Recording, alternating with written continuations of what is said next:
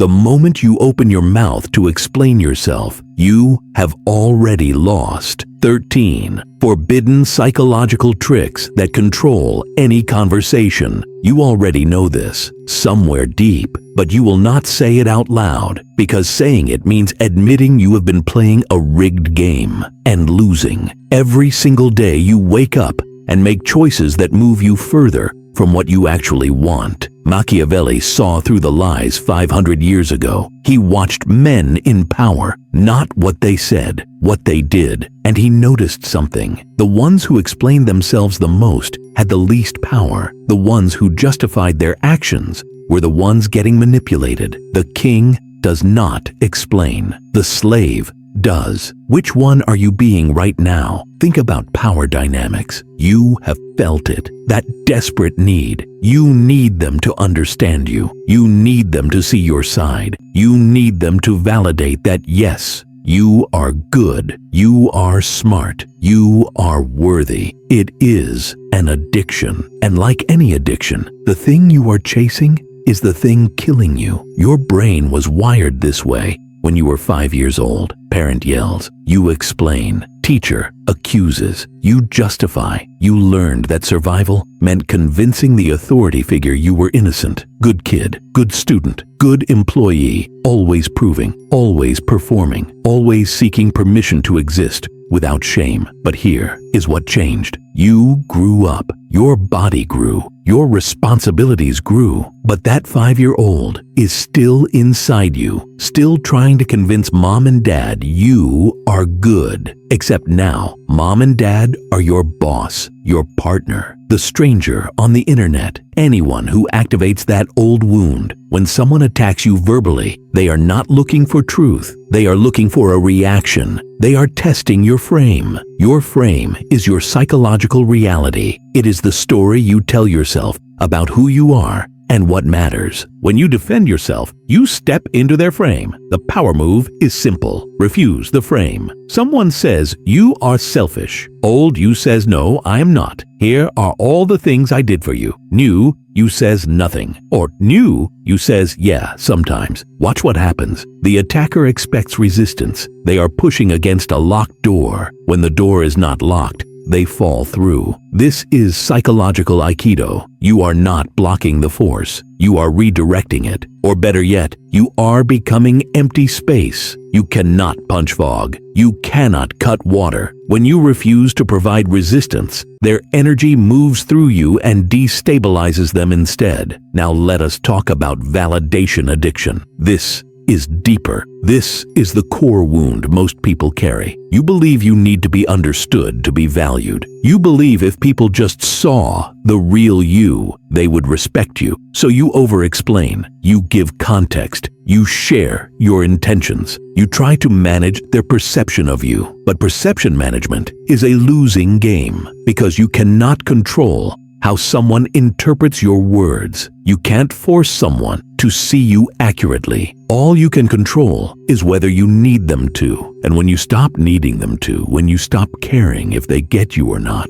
something shifts. You become magnetic. People are drawn to certainty, not arrogance. Certainty, the quiet confidence of someone who knows who they are and does not need external confirmation. When you defend yourself, you signal uncertainty. You signal that their opinion might be right. You signal that you are not sure. Never reveal your true intentions. This is one of Machiavelli's core strategies. It is counterintuitive. It goes against everything you have been taught, but it works. When you stop giving people what they expect, when you refuse to play the game according to their rules, you become unpredictable. And unpredictable is dangerous. Dangerous is respected. Think about the last time you got into an argument. Real argument. Someone attacking your character. What did you do? If you are like most people, you gathered evidence. You brought up past events. You explained your reasoning. You showed texts, emails, proof. And what happened? Did they say, oh, you are right, I was wrong?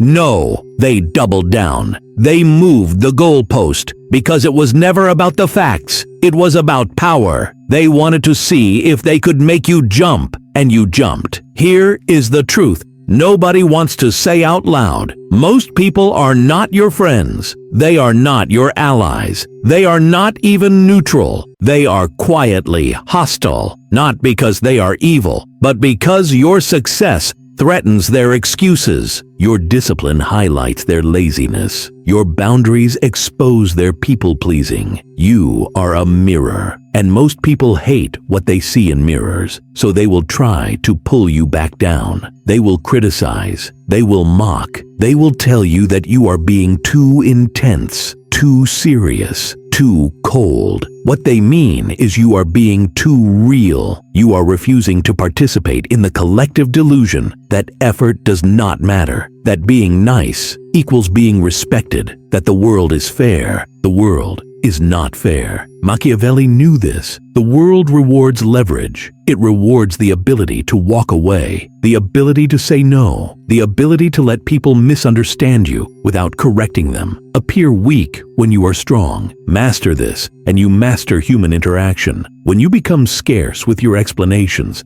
scarce with your justifications, scarce with your energy, people start valuing it more. Scarcity creates value. When you are always available, always explaining, always trying to fix misunderstandings, you train people to treat you like a utility. Stop being available. Stop being the person who jumps to respond. Stop being the person who needs to clear the air immediately. Let the air stay unclear. Let them sit in their misunderstanding. Let them wonder. Mystery is power. There is a concept in dark psychology called the gray rock method. You become boring, unresponsive, flat. It is used against narcissists. But take it further. Do not just be gray rock. Be the void. When they attack, you do not react. You do not defend. You do not even acknowledge the attack as valid. You look at them with mild curiosity. This is amused mastery. It is the ultimate high-status move. You are not angry. You are not hurt. You are not even bothered. You are just mildly entertained by the theatrics. When you achieve this state, you become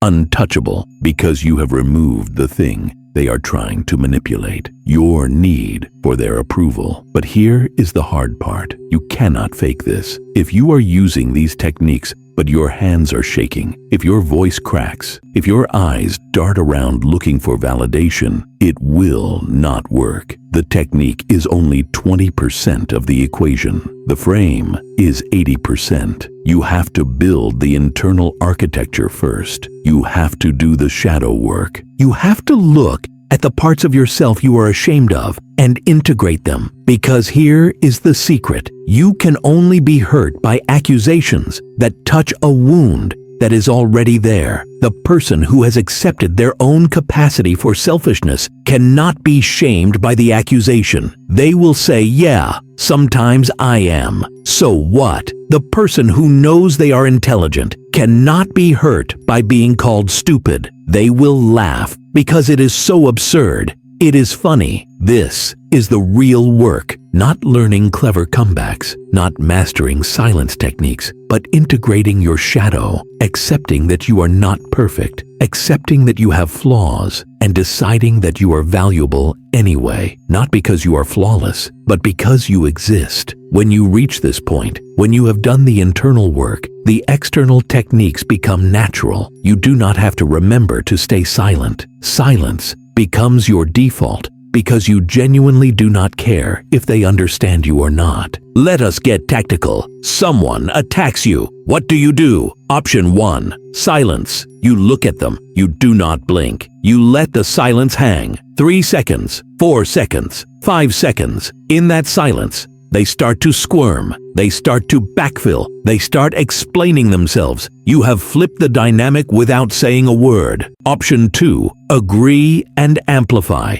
They say you are obsessed with money. You say, yeah, I actually swim in a vault of gold coins like Scrooge McDuck. Terrible for my back. Flat delivery. Maybe a slight smirk. You have taken their serious attack and made it a joke. You have refused to be insulted. Option 3. Redirect. They ask, why are you always late? You ask, why does my arrival time affect your mood so deeply? You have become the analyst. You are studying them instead of defending yourself. You have made them the subject of examination. Option 4. Acknowledge without shame. They say you messed up the report. You say, yeah, it has errors. I will fix it. No defense, no excuse, no emotional charge, just fact. This signals massive confidence because only secure people can admit mistakes without falling apart. Here is what all of these have in common. You are refusing the role of defendant. In any interaction, there is a judge